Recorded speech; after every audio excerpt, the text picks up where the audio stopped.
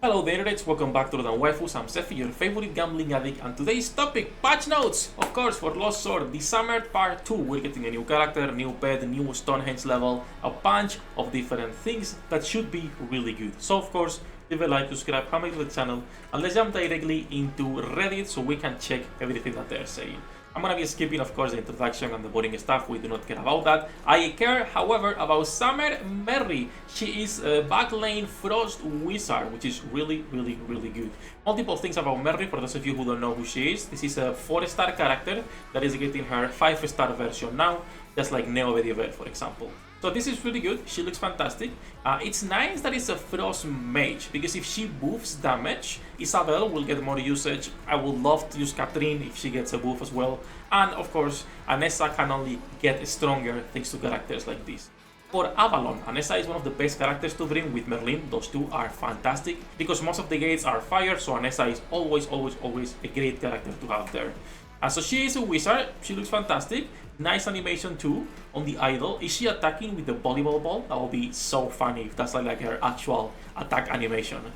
So let's see her skills, let me see. Ultimate skill, Devastating Spike, inflicts damage to all enemies and additional damage to fire enemies, that's nice. Then active skill, Steady, so she increases her own crit damage and her own crit chance. Great, again, nowadays characters without self buff, if they are a DPS, they are really weak. Unless it's something like Erin, which is a buffer rather than a DPS, right? But this is great. Then we have the passive one, increases her own critical damage again, and also her ultimate skill final damage. She has a lot of self buffs, a lot of them. That's nice. She might be a good DPS, we'll see. And then passive 2 splash time increases ignore damage reduction, so that's the passive ignore damage reduction. This means that for raids, for bosses, for Avalon, and even for the Star Reincarnation, this is a character that will be great, as long as her damage is good, right? And then decreases the ultimate cooldown by X seconds upon defeating an enemy. Upon defeating an enemy, it's kind of situational, because it means on campaigns you will be good. On bosses, this is useless, because you are, most of the time, they don't have any ads whatsoever. So we'll see how that plays out. Her skills are looking nice though. Hopefully she's a good DPS. In terms of Frost characters, right now, we do have a few that are nice, so it's not like, you know, we are lacking Frost DPSs. But to be fair, the strongest here would be Anessa or Isabel, depending on your investment, and then Catherine can even almost be moved down. I hope they do buff her. We might be getting a really strong character. We'll see what they do. Her card, we've already seen this multiple times. I've shown it to you guys. That is one of the best looking cards in the game, in my opinion. I'm not a furry, but increase ultimate skill final damage, that is the card.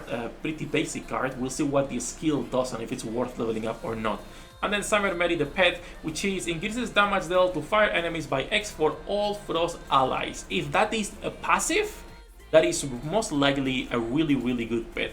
Not meta, it is going to be always used for bossing. Anytime there is a team that is going to be Frost, you're going to be bringing this pet 100%. If it's a passive, we'll see. And then new content. Upgrade path for Chaos Cubes and Relics. Ancient Chaos Cubes. What you mean Ancient Chaos Cubes, bro? I'm not even done with the normal. 300, 232. And now we're getting a new one. Okay, we'll see what materials you need to use to level that up, because damn. New currency, Chaos Cube, and Golden Powder will be added. This is like a new rarity for items too. We'll see. Chaos Cube and Golden Powder can be obtained from Dismantle. Oh, okay. So you can get this by dismantling level 201 equipment. So we'll see what this new equipment is. Round table level expansion system. This is gonna be like Nike, for those of you who don't know. In Nike, your maximum level, it's based on how many characters you have with 3 dupes, MLB. In here, I don't know if it's gonna be based on dupes or on the core 7. The max level. I will see in a couple of weeks when this gets introduced and we can see what our new max level is, right? Since even they themselves say this, that here it's gonna be counting both Transcendence and Awakening status. So maybe depending on how many Transcendent characters, like maybe how many +3 characters you own on the account or +5s, we'll see. And then also level different penalties are removed after reaching round table level 300. This might help in campaign and pushing the new chapters, but it's like something really long term for new players, so it doesn't matter. New profile backgrounds, new in attendant, which is going to be who? Summer Merry, new adventure chapters up to 53. I'm done with campaign. but they are adding a new Stonehenge level, right? Yes, Stonehenge floor 11.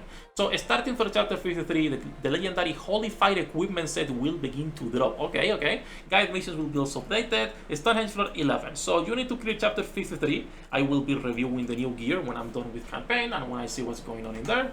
There is also floor 11, which is Tempest equipment will begin to drop. They can drop also from normal monsters, so you will be able to drop these normal monsters for it. And the floor 11 boss has a chance to drop a special legendary gear, Thunderclap and Thunderheart. I really like how they are introducing more and more pieces of gears that are unique.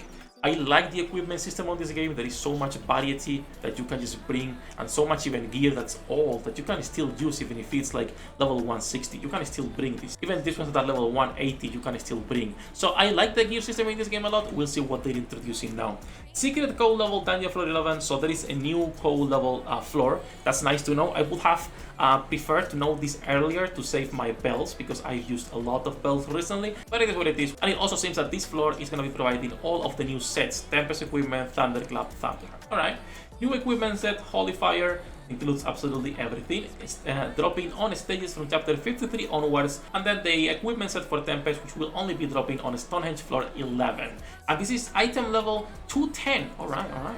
New unique legendary Thunderclap, Thunderheart, which again we'll see what they do when we get this. You can also craft this, which is nice. So these are gonna be the new equipment pieces down here instead of the Arondite and the golden armor that you might be able to farm. That's nice. I hope it's the same currency. And we're also getting, of course, a new pickup event, which is going to be not only Summer Merry, but also a Kai, rerun, and a banner. Should you be pulling for her? She's the only secondary tank. I'll make a separate video talking about her, and I can make like an updated full review for new players too. But she is like the only second tank we have, and considering a lot of stages in campaign are nature, and Galahad might get killed there, she's a good character to get. I will say at least +3 go.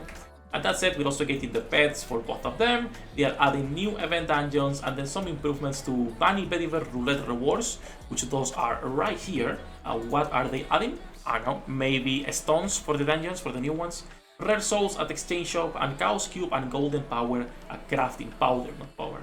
You will be able to just get them on the crafting menu. This update is coming... when? Is this patch coming tomorrow? I didn't even check the patch notes and when it's actually dropping. This is dropping on the 4th week, and right now I don't even know where I live. Okay, so it's coming in 2 weeks, not yet. We still have a couple of weeks to get this, and we'll see what's going on. That said, really good patch. It's looking really nice. I most likely will be trying to go for a +5 on the new girl, depending how much she shafts me. We'll see. We'll see how the pulls are looking. That said, that's gonna be for this video. We are live every single day. If you guys have any questions about the game, let me know in the comments down below, and I will be answering them. And as usual, love you all bastards. Good luck with your pull data rates, and I'll see you on the next one.